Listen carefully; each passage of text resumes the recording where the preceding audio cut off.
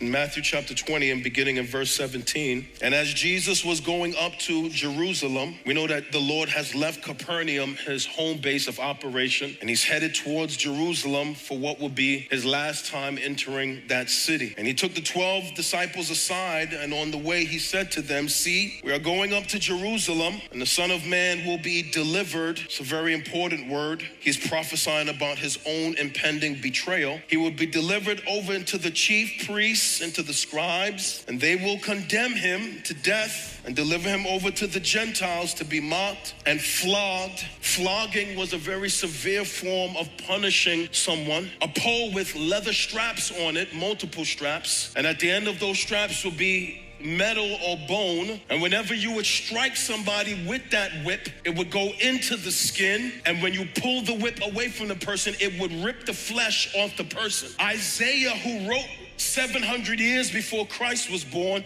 tells us that Christ was so badly beaten when he was flogged that his face and his body was unrecognizable. His flesh was torn, and they could not make out the appearance of his face.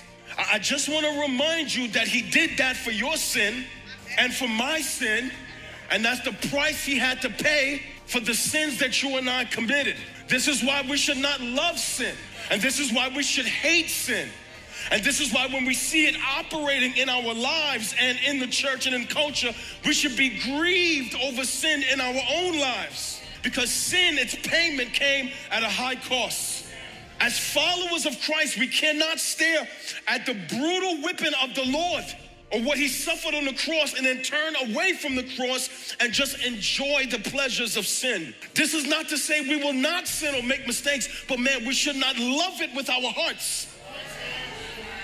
That I'm gonna keep talking like this until it gets tattooed to your heart, that we would be a people watch, that we learn to hate sin, hate iniquity, hate these things that grieve the heart of God. That when it operates in me, my heart is bruised and broken, that I keep running to him in repentance.